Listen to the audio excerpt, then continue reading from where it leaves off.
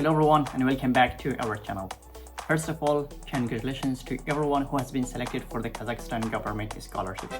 We are truly happy for you and wish you all the best for this exciting journey. For those who were not selected this time, please don't lose your hope. We understand how disappointing it can feel, but remember that one scholarship can never define your abilities or your future. Many excellent applicants were not selected because the competition was very high. What we recommend is please keep improving yourself, continue applying for other opportunities, and more importantly, never and never stop believing in yourself. We sincerely wish you success in your future journey. Before we begin, if you haven't watched the part 1 of this video where we explained what happens after a scholarship interview, we highly recommend you first watch that video, then come back to this video. By doing that, you will understand this video much better.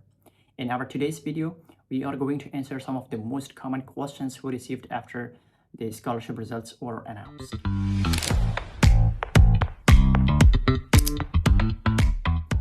We will explain how to check your scholarship results, whether you should contact your university, how the monthly stipend works, your first expenses, cost of living, dormitories, whether students can work, the quality of education, and many more things that every selected student should know before coming to Kazakhstan.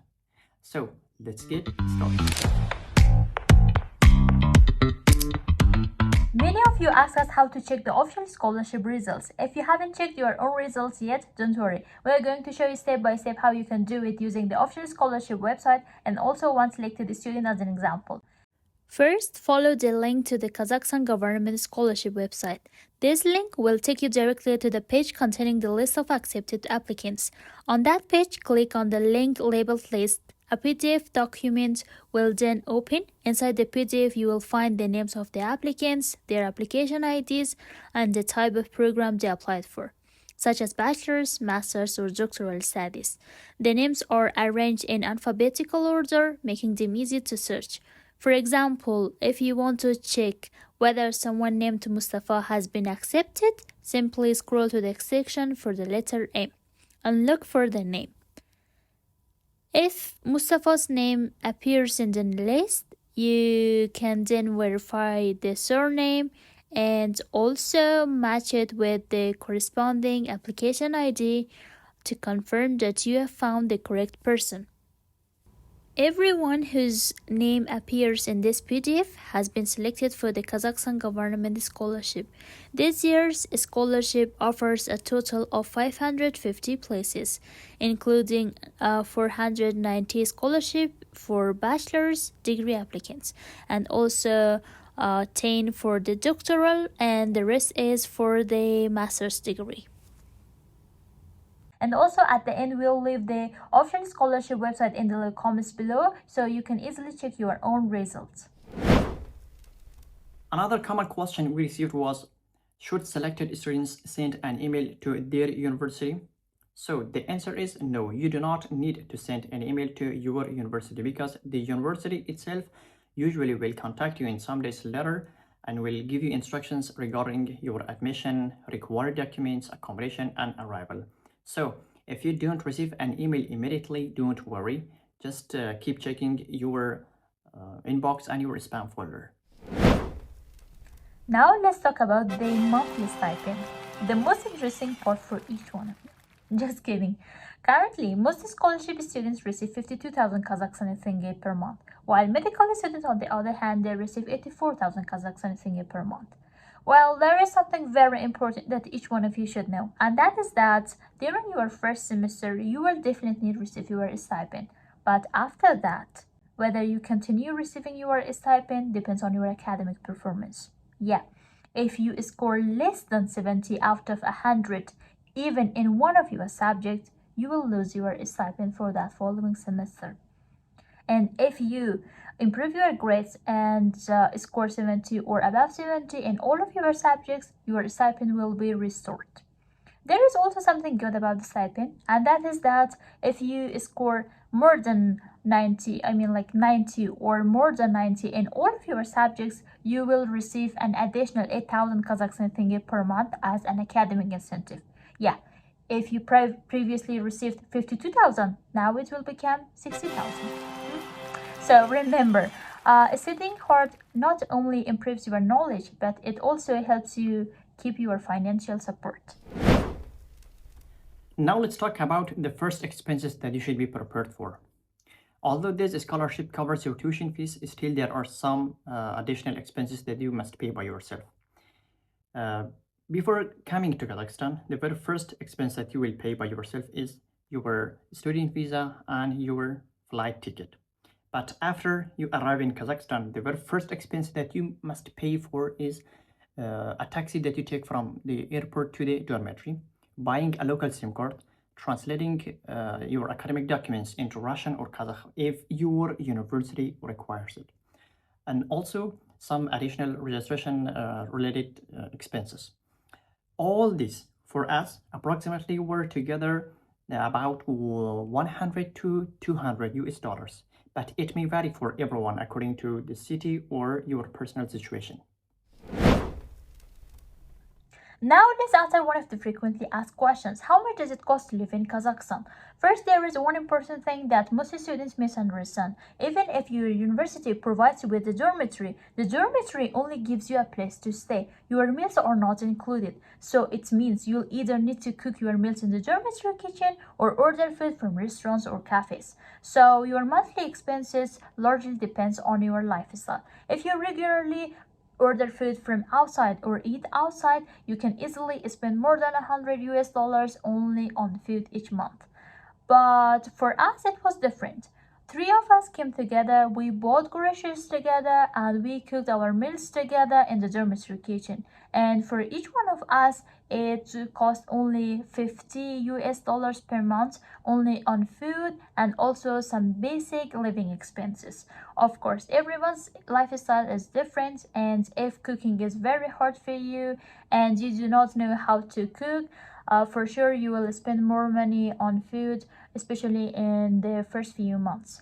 So for that reason, I really recommend you to learn at least some basic cooking skill before coming to Kazakhstan. Another important question is about dormitories. First of all, remember that every university does not provide dormitory accommodation. Once your university contacts you, please make sure to ask them whether a dormitory will be available for you or not.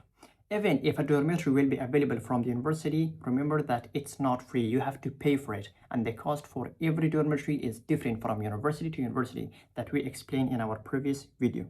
So if the university does not provide you with a dormitory accommodation, don't worry.